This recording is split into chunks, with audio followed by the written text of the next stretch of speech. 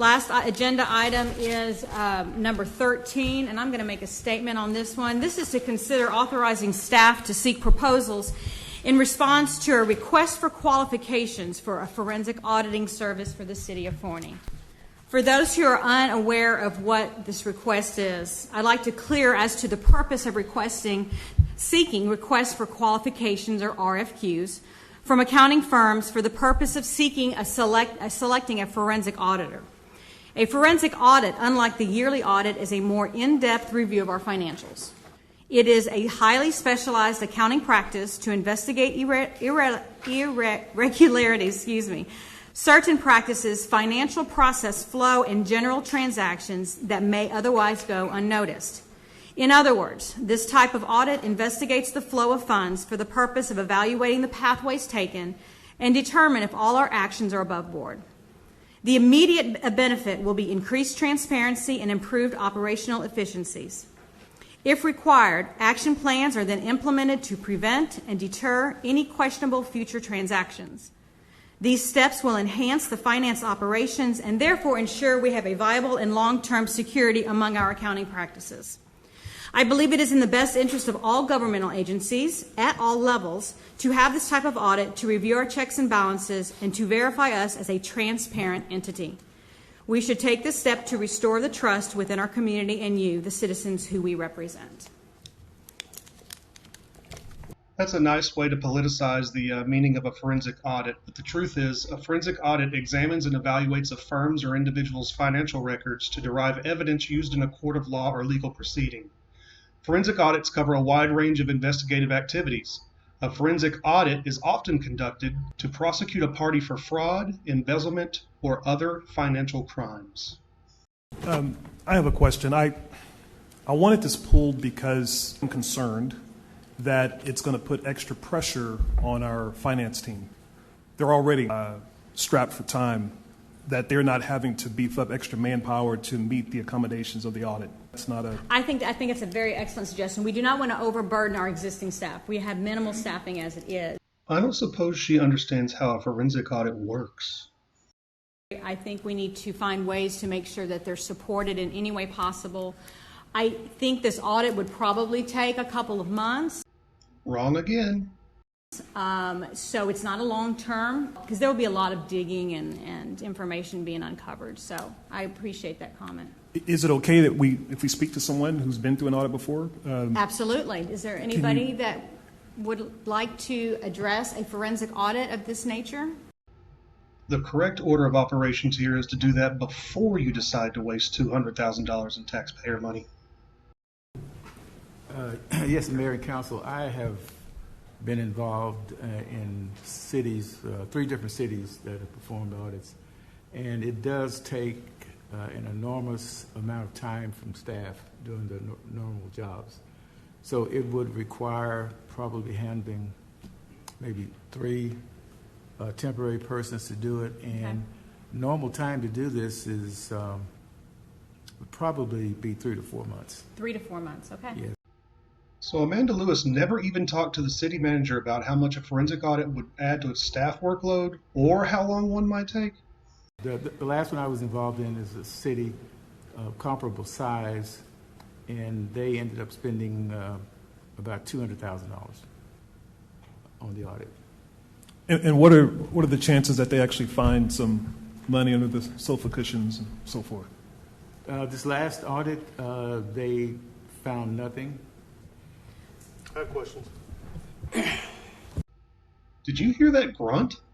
Politicians never like when I ask questions. Is there something that brought this along, or is this just a transparency deal that you want to do regularly? Are we going to do this every couple of years, or No. how's that working? No, actually, I'm not aware that we've ever had a forensic audit. Because we haven't needed one. So this would be, I think, I don't know what you would recommend, Mr. Daniels. Oh, now you have questions for the city manager? She didn't let him answer either. Don't worry, though. He basically answers the question for James Traylor shortly. But there would be over a long period of time. This is not a yearly thing or even a bi-yearly thing. But since we haven't had one at all, and since our charter began, unless somebody can correct me. Because we haven't needed one, hello. No, I don't expect this to be something that's a regular budget item, if that's what you're meaning. So was there something that brought it on, or it's just that we hadn't had one? Watch her answer this question.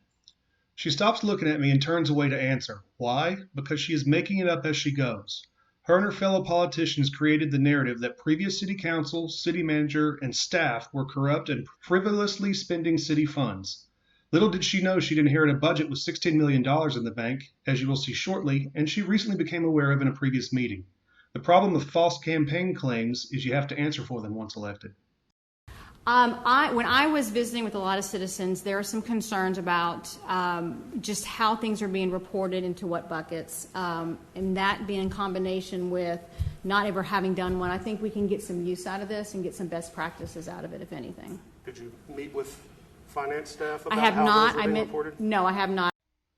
Amanda Lewis has called for a $200,000 forensic audit and has not asked the city manager for his input nor the finance department about her concerns. I think my reply says it all.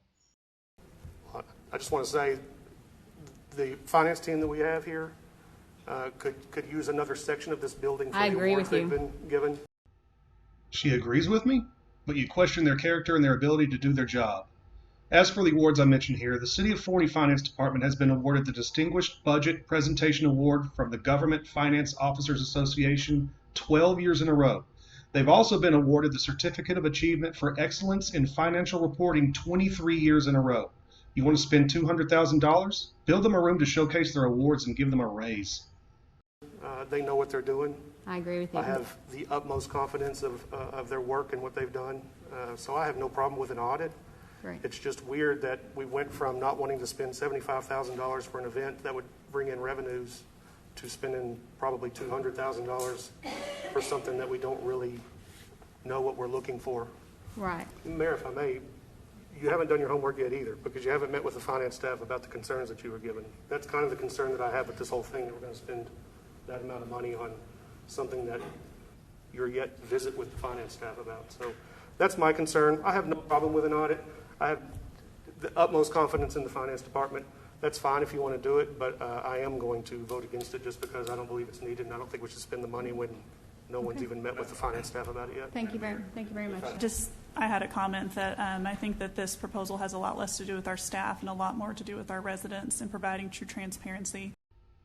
Then do what you were elected to do. Talk to your staff. They have the answers you and the quote-unquote residents ask about. A third party conducts an audit every year per the charter you haven't even read. Those reports are posted on the city website as well as the budget every single year. Put forth some effort and do your job. I think telling our residents to go and read the city website to understand the city finances is a little bit perhaps not transparent. I'm starting to believe that the real problem is that our newly elected officials don't understand municipal finances and need to spend $200,000 of taxpayer money for someone to explain it to them instead of just walking across the hall. It is open record, but it's not very approachable, and it's actually not what is in the best interest of our citizens. There is no harm in having an audit done. An audit is conducted every year. I don't expect to find millions of dollars hidden under the couch by any means, and I do not expect to find wrongdoing. So you do expect to waste $200,000 in taxpayer money. But I do think that our citizens expect us to be transparent, and this is a very important step that we can take as a council to be fully transparent on how our money has been spent and why. Walk across the hall. Read the financial audit reports available to you and the residents of Forney. And as the mayor pointed out earlier, I mean, unless anyone would like to correct me, this has never been done. So I think it's a good time to do it now. An independent audit is conducted every year, and the finance department has won an award for financial reporting 23 years in a row. Allow me to read the details of that award. The Government Finance Officers Association established the Certificate of Achievement for Excellence in Financial Reporting program in 1945 to encourage and assist state and local governments to go beyond the minimum requirements of generally accepted accounting principles to prepare comprehensive annual financial reports that evidence the spirit of transparency and full disclosure, and then to recognize individual governments that succeed in achieving that goal. The goal of the program is not to assess the financial health of participating governments, but rather to ensure that users of their financial statements have the information they need to do so themselves. Ms. Salgado, if you would talk to your finance department, they would explain to you that they already provide that service. I'm just curious, what do y'all suspect any wrongdoing, and if you do suspect wrongdoing, can you give me a specific example? And if not, can you still give me a specific example? Watch her look away again as she answers. This item was voted on and passed through council. I can reiterate the comments that I made back then. There was no reflection on any staff at any time.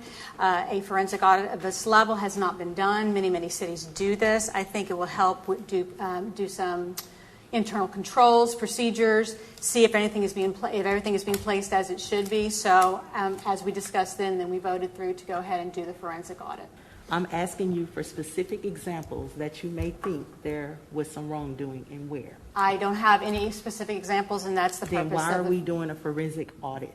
We, again, have discussed this at previous council, and it does give us the ability to reflect, to give back to the residents any type of questions they have been asking us. Is everything being done properly? So I think doing a clean sweep and starting from a clear standing. I think the budget shows that we've been doing things properly, so I disagree with you on that. Okay. I don't have any suspicions of wrongdoing. We've had a string of city managers in recent years. We've had quite a few in a row. And I don't suspect past city managers of wrongdoing. I would just like an accounting to make sure that our money's been handled appropriately and that it's been handled in an efficient way. I expect the forensic audit to come back and show that no wrongdoing has been done, but that possibly there's some ways that we could improve how we handle our finances. You mean better than the award-winning finance department that sat a $16 million fund balance in your lap and you were elected already does? Cool story, bro.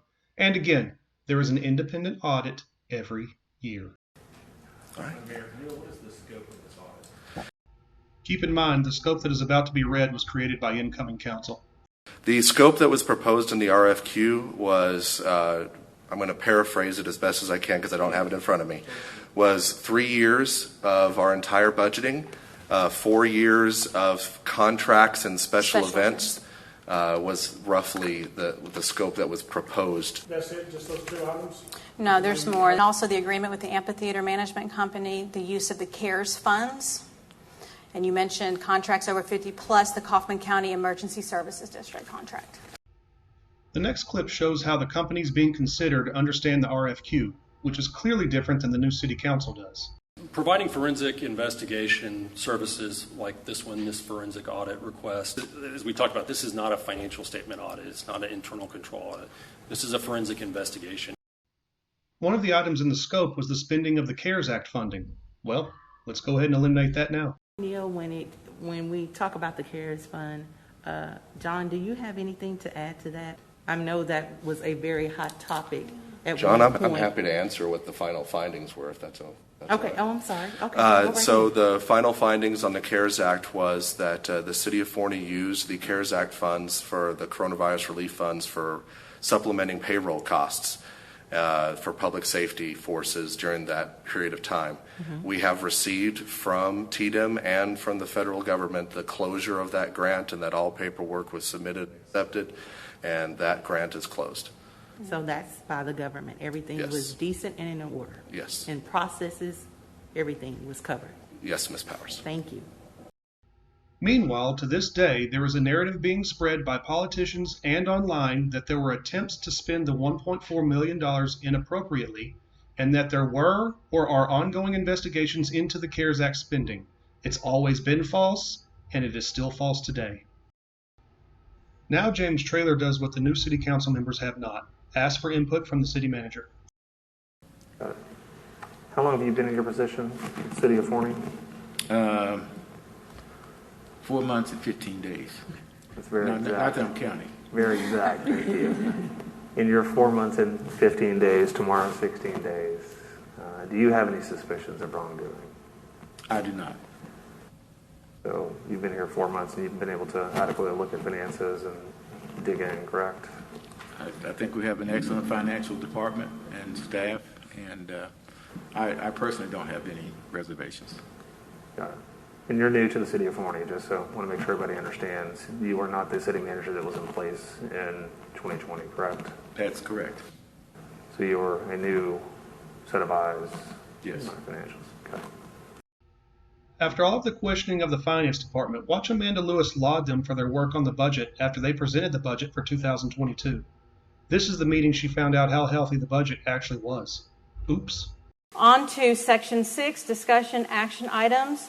We now will have a presentation of the proposed 2021-2022 budget. Ms. Woodham has been working very diligently.